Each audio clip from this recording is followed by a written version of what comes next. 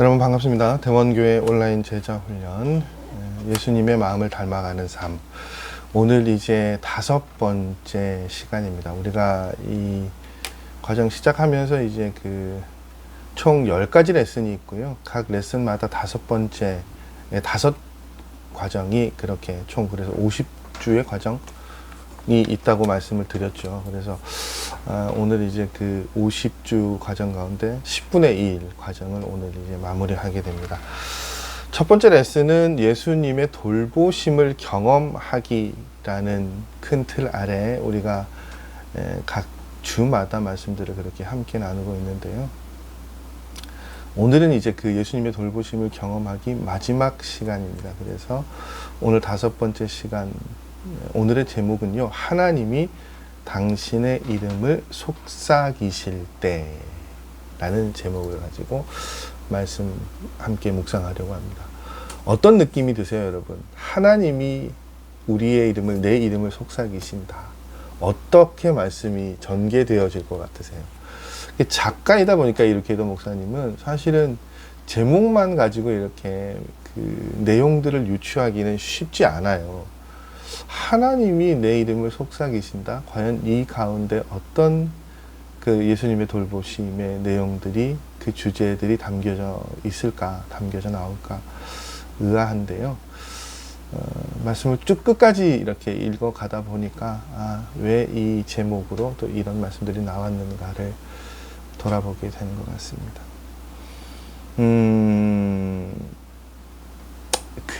이제 책에는 목사님이 이렇게 골프를 치시면서 주변 사람들과 나눈 이야기가 돼 있는데 그런 거죠. 왜냐면 골프 치면서 한 사람이 내가 어릴 때는 골프 장학생으로 대학에 갈 수 있었는데 근데 이제 그게 되지 않아서 그 다음에 나는 밴드를 가게 되고 밴드에 가입하게 되고 그러다 보니까 대학교를 가지 못하고 그래서 지금은 나는 자동차 정비소에서 일하고 있다라고 이야기를 하죠. 근데 이제 마지막 표현이 되게 인상 깊더라고요. 이제는 자동차 정비소에 붙들려 산다고요. 붙들려 산다는 거죠. 이제 이 말은 어떤 의미들을 담고 있는가 하면 자기가 원하고 바랬던 그런 꿈꾸었던 일들이 아니라는 거죠. 현재 삶의 자리가 흘러간 대로 이렇게 그냥 상황에 따라서 이렇게 왔다 갔다 하다가 지금은 자기의 꿈과는 관계없는 그런 삶을 살아가고 있다. 이제 그 얘기를 하는 것 같아요. 비단 이 사람뿐만이겠습니까? 여러분은 어떠셨어요? 여러분 초등학교 때부터 이렇게 쭉 직업난 같은 거, 요즘은 아이들 그런 거 하나 모르겠는데 장래 희망 이런 거 있었잖아요. 어떠세요, 여러분? 저는 일관되게 목사라고 썼던 것 같긴 한데 오히려 저는 대학을 졸업하고 신대원 준비를 하면서 굉장히 이제 20대가 되고부터 굉장히 좀 고민을 했던 것 같아요. 꿈에 대한, 목회자에 대한. 그래서 이제 실질적으로 이제 잠깐 생각했던 게 영화 감독은 아닌데요. 영화에 관련된 일들을 좀 해보고 싶다라는 생각들이 20대 때 좀 있었던 것 같고, 저희 아이들에게 제가 굉장히 자랑스럽게 얘기하지만 제가 20살 때 서울에 굉장히 유명한 그룹의 앨범 오디션에 참가했던 적이 있어요. 그 노래, 만일 제가 그 오디션에 합격했으면 그 그룹이 만드는 그 앨범의 타이틀곡을 제가 부를 수도 있었던, 꽤 유명한 노래라서 아이들에게 그 노래를 들려주면서 아빠가 잘 됐으면 이 노래를 아빠가 불렀을 것이고 너희들은 아마 이 세상에 존재하지 않았을 수도 있어, 그렇게 얘기하는 시간들도 좀 있었던 것 같아요. 여러분 어떠십니까? 어릴 적에 소망하고 꿈꾸셨던 것들 다 이루셨어요? 변함없이 그 꿈대로 이렇게 쭉 잘 오셨습니까? 사실 대부분의 사람들이 그 꿈을 이루는 일들이 쉽지는 않은 것 같아요. 그죠? 꿈을 이루는 사람도 있지만 사실은 이루지 못하는 사람들이 훨씬 더 많죠. 정말로 우리가 살아가는 삶의 걸음에는 많은 일들이 일어납니다. 거창하고 아주 뭐 대단한 꿈을 꾸지만 서글프게도 돌아보면 우리의 삶의 모습은 현재 삶을 살아가는데, 살아내는데 급급할 때가 있죠. 그래서 앞을 바라보고 뭔가를 꿈꾸기보다는 자꾸 뒤를 우리가 바라보기도 하고요. 뭔가 변화를 생각하는 것보다 지금 현재의 상황들을 안정적으로 유지하는데 더 그냥 바라보고 살아가고 있습니다. 중요한 건 그걸 우리가 좋아하면서 하느냐, 좋아하지 않으면서 그런 삶을 살아갈 때가 있다는 거죠. 여러분, 우리 삶에서요, 방향을 바꾸는 것과 열정을 잃어버린다라는 것, 어떤 차이가 있을까요? 오늘 이제 그 이야기를 하나님을 중심으로, 우리 삶에 일하시는 그 하나님을 중심으로 그 이야기 나눠볼 것 같은데, 이 질문을 이렇게 바꿔서 드릴 수 있을 것 같아요. 여러분, 하나님은 저와 여러분의 그 꿈에 관심이 있으실까요? 하나님은 그러니까 나란 존재에 대해 알고 계실까? 뭐 그런 근본적인 질문들도 하잖아요. 나란 존재를 알고 계실까? 또 혹은 조금 더 이제 세밀하게 들어가면 하나님은 내가 어떤 것을 관심 있어 하고 내가 무엇을 이루고자 하는 것에 관심을 갖고 계실까? 알고 계실까? 그런 의문이 들죠. 근데 하나님의 말씀은, 성경의 말씀은 하나님은 그것에 대해서 어떻게 해요? 관심이 있다고 말씀하세요. 그러니까 무엇보다도 하나님은 우리 자신의 이 존재에 관심을 가지고 계신대요. 중요한 건 우리가 앞서 말씀드린 것처럼 뭐 꿈이 이루어지지 않고 그래서 삶에 대한 여러 가지 고민들, 한탄들, 자조적인 이야기들을 뭐 그런 삶의 순간들을 지나가고 있을 때에도 여전히 하나님은 어떻다는 겁니까? 우리에게 관심을 가지고 계신단 말이죠. 그걸 이제 그렇게 성경 말씀의 몇 곳을 찾아보면 그런 거예요. 정말로 인생의 여러 가지 문제로 고민하고 낙심하고 있는 사람들에게 하나님이 이렇게 작용하신다고 이야기합니다. 시편 55편 말씀을 보면 내 짐을 여호와께 맡겨버리라 너를 붙드시고, 하나님은 그렇게 표현하죠. 나훔 1장의 말씀은요, 여호와는 선하시며 환난 날에 산성이시라 그는 자기에게 의뢰하는 자들을 아신대요. 베드로전서 5장 7절 말씀, 너희 염려를 다 주께 맡겨버리라 이는 저가 너희를 권고하심이니라.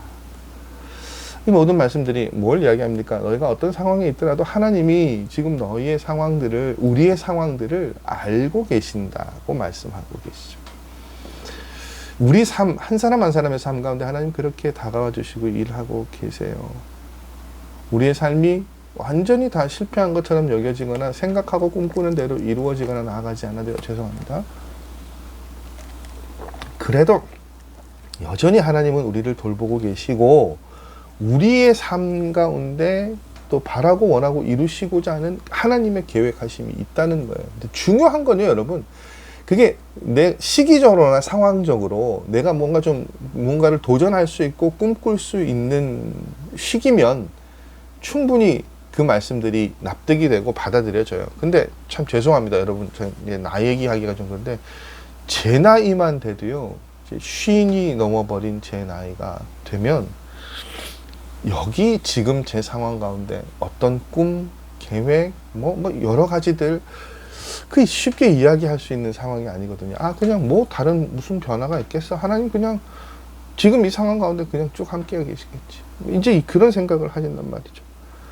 뭔가 지금 제가 20대 때, 제가 30대 때, 10대 때 바라고 원했던 대로 제 삶의 방향들이 이루어지지 않은 상태일 수 있잖아요. 그런데 이 상황 가운데 하나님이 어떻게 이제 이런 생각이 들기 십상이란 말이죠. 그래서 그 맥스 루키에도 목사님은 그런 삶을 이렇게 표현하더라고요. 하나님은 깨어진 인간의 꿈들도 돌봐주실까? 깨어진 인간의 꿈들도 돌봐주실까? 이 질문을 던집니다. 그리고 이제 그러한 질문의 가장 좋은 모델이 되는 한 사람을 소개합니다. 누굽니까, 여러분? 모세죠. 왜냐하면 그 모세가 하나님께, 오늘 이 말씀의 모티브는 하나님이 모세를 80이 된 모세를 부르실 그 장면인 것 같아요. 그래서 하나님이 당신의 이름을 속삭이실 때라는 제목이 거기서부터 나온 것 같은데, 제가 쭉 책을 읽어보니까 모세라는 사람의 삶은 굉장히 좀 드라마틱하고 이렇게 약간 이 폭락이 심하죠. 그러니까 80이 태어나서 80이 되기까지의 그 구간의 모세의 삶은 굉장히 드라마틱합니다. 일단 모세는 이스라엘 사람이지만 왕궁, 이집트 애굽 왕궁에서 자라났어요. 자신의 동족들은 다 노예였잖아요. 근데 모세는 왕자 같은 그런 위치에서 정말 뭐 그가 받았던 교육의 수준, 누렸던 삶의 모습, 심지어 먹는 것, 입는 것까지도 얼마나 남달랐겠습니까? 그런 삶을 살았단 말이에요. 근데 이제 그 모세의 삶을 일관되게 하나님과 연결지게 된 것은 유모였던 어머니지요. 분명히 어머니는 그런 그 왕궁에서 자라고 있는 모세에게도 끊임없이 그렇게 얘기했을 거예요. 하나님께서 목적이 있어서 너를 여기에 보내신 것이다. 그렇죠. 내가 이렇게 뭐 이런 그 상황들을 쭉 모세에게 이야기를 하면서 너는 하나님께서 너를 이 민족의 해방자로 불러주시고 세워주셨다. 잊지 마라. 아마 그런 교육들을 하지 않았을까요? 그래서 모세가 마흔이 돼서 저지르게 된 그 살인과 도망하게 된 배경도 결국 여러분 모세가 굳이 그렇게 그 상황 가운데 그 학대받고 있는 동포들을 보면서 분을 참지 못하고 그렇게까지 할 일이 아니잖아요. 근데 왜 그렇게까지 반응했을까요? 그러니까 그 배경에는 그 어머니의 헌신이 있었을 것이란 말이죠. 그 요게벳의 그런 가르침이 있었을 거예요. 자, 그런데 이제 그것 때문에 모세가 어떻게 됩니까? 사람을 죽이고 그 다음날 또 나도 죽이려고 하느냐, 뭐 이런 식의 표현들을 듣게 된단 말이죠.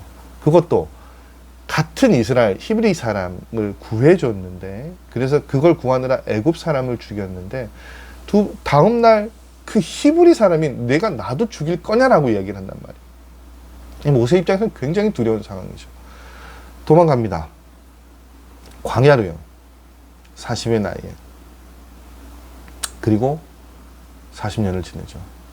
여러분 그 40년 동안 모세가 어떤 생각을 했을까요? 어쩌면 나는 이집트의 왕자가 될 수도 있고 굉장히 큰 자리, 뭐 대단한 일들을 할 수도 있을 것이다 라고 생각했던, 어머니를 통해서 배웠던 것들도 그런 생각을 하지 않았을까요? 내가 조금 더 높은 위치에 올라가면 합법적으로 이스라엘 백성들에게 자유를 줄 수 있지 않을까, 조금 더 나은 삶의 길을 걸어가게 할 수 있지 않을까. 아마 모세는 그런 생각들을 했을 거예요. 그리고 실제로 그 힘을 향해서 나아가고 있는 중이었고요. 그런데 그 살인과 도망자의 삶을 살아가면서 모세는 그냥 하루아침에 어떻게 해요? 바닥을 친 거죠.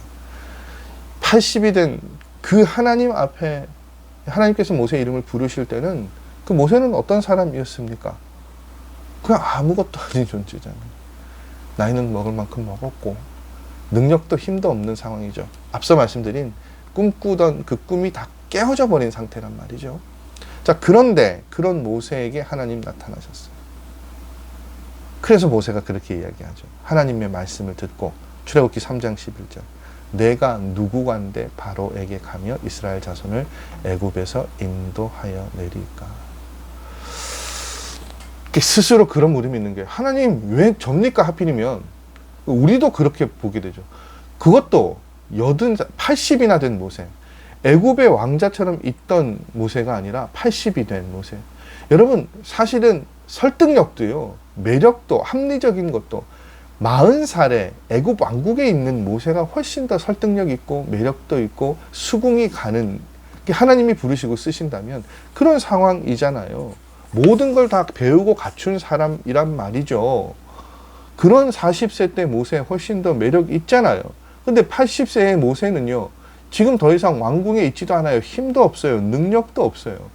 무슨 힘으로 바로 앞에 설 수 있겠고, 이스라엘 백성들은 그런 모세를 인정이나 할 수 있겠습니까? 그러니까 모세 스스로가 자신에게 다가와서 하나님이 자신의 이름을 그렇게 부르시는데 그것에 대해서 인정하지 않는 거예요. 그래서 어떻게 해요? 하나님 저 안 갑니다. 못 갑니다. 저 그냥 여기서 이렇게 살겠습니다. 라고 이야기하는 거죠. 100번 양보해서 여러분 저도요 못 갈 것 같아요. 안 보낼 것 같아요. 제가 그것을 결정하는 자리에 있다면. 근데 하나님은요 다르시죠. 그렇게 하셨어요. 오히려 하나님 뭐라고 말씀하십니까? 모든 준비가 다 됐다고요. 그래서 모세에게 확신을 주기 위해서 떨기나무 가운데에서 말씀하셨죠.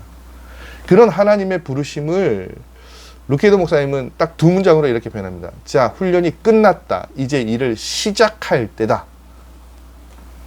여러분, 모세 입장에서는 80이 된 자기가 하나님의 일꾼이 된다는 것, 하나님의 리스트에 자기가 있다는 것, 받아들이기도 못하고 인지하지도 못했을 거예요. 근데 하나님은 나타나셔서 모세에게 일을 맡기시죠. 이게 무엇을 우리에게 시사해 줍니까? 가르쳐 줍니까? 여러분, 하나님께서는 우리가 실수했다고 해서요, 지금 현재 우리 상황이 너무나 초라하고 보잘것 없다고 해서 그것을 통해서 우리를 그냥 유기하는 삶으로 내버리시는 분이시냐? 아니라는 거예요. 그렇게 표현하더군요. 우리의 실수들을 재활용하시는 분이 하나님이시라고요. 하나님은 우리가 다시 일할 수 있도록 녹과 먼지를 닦아내고 기름칠하시고 거칠고 긁힌 곳을 이렇게 다 연마해 주셔서 찌그러진 곳을 두들겨 펴셔서 하나님의 일을 할 수 있게 만드신다는 거예요. 그렇게 모세에게 다가오시면서 떨기나무에서 하나님 모세를 부르시죠. 그것이 뭐라고요? 하나님이 우리의 이름, 모세 이름을 향해 속삭이시는 거예요.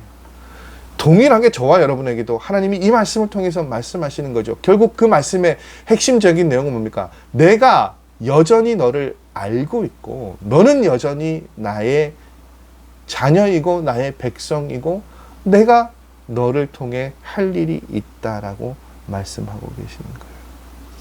제가 정말 좋아하는, 그래서 늘 들을 때마다 울먹거렸던 찬송이 있어요. 뭐냐면 주찬양, 최덕신 선교사님 5집에 제목이 굉장히, 이거 그냥 빌립보서 1장 6절 말씀 그대로가 제목이에요. 내가 내 안에 착한 일을 시작했노라. 그 찬양에 그런 거거든요. 뭐 실수하여 힘을 잃고 피곤하여 지칠 때 자신에게 낭망하여 고개가 떨궈질 때 반복되는 잘못에 기운을 잃어갈 때 더 이상 기도마저 드릴 자신이 없을 때 하나님 왜 나를 이렇게 연약한 존재로 지으셔서 나를 낭만케 하시나요? 내가 내 안에 착한 일을 시작했노라. 또한 내가 이루리라. 너의 영혼 낭망치 말고 나를 바라라. 너를 아름답게 하리라. 저는 찬양이 잘 별로라서 이 내가 내 안에 착한 일을 시작했노라 이게 검색해서 들어보십시오. 근데 이제 가사가 그렇잖아요. 실수하고 기운을 잃어가고 그래서 기도조차 나오지 않을 때 하나님 왜 난 이렇습니까? 내 삶의 모양은 왜 이렇습니까? 그때 하나님 뭐라고 말씀하신다고요? 빌립보서 1장 6장 말씀이잖아요. 너희 속에 착한 일을 시작하신 이가 그리스도의 예수의 날까지 이루실 줄을 우리가 확신하노라. 여러분, 하나님이 지금 저와 여러분 가운데 무슨 일을 하고 계신다고요? 우리 안에서 선한 일을 하고 계신대요. 언제까지요? 하나님이 다시 오실 때까지. 예수님이 다시 오실 그때까지. 무슨 말씀입니까? 하나님과 나와의 관계는 아직 끝나지 않았단 말이에요. 그래서 하나님이요, 우리가 그걸 알기를 원하신다라고 말씀하고 계세요. 그게 뭡니까? 하나님이 우리에게, 여러분, 그 계시록 2장 17절의 말씀을 보면 그런 말씀이 있어요. 이기는 그에게는 내가 감추었던 만나를 주고 또 흰 돌을 줄 터인데 그 돌 위에 새 이름을 기록한 것이 있나니 받는 자 밖에는 그 이름을 알 사람이 없느니라. 하나님이 저와 여러분에게 새로운 이름을 주실 거래요. 언제요? 우리가 본향에 하나님 나라에 이르렀을 때. 저를 주시능이라고 부르지 않고요, 새롭게 새 이름을 주실 것이라고 말씀하고 계시죠. 여러분, 하나님은 우리의 이름을 알고 계시고 우리의 삶의 모든 순간들과 함께 하고 계세요. 그래서 하나님은 우리가 하나님 나라에 들어오기까지 낙심하기를 원하지 않으신다고 말씀하고 계세요. 그곳에 가면 무엇이 있다고요? 새로운 이름이 예비되어져 있다고요. 지금은 알 수 없는 그 이름을 예비해 두셨다라고 말씀하고 계시죠. 하나님은 오직 여러분을 위한 이름을 예비해 두셨어요. 여러분, 저와 여러분의 삶은 그래서 어떻게 보면 생각보다 더 대단할 수 있어요. 그래서 하나님은 이 말씀을 통해서 그걸 이야기하고 계시는 것 같아요. 포기하지 말라고요.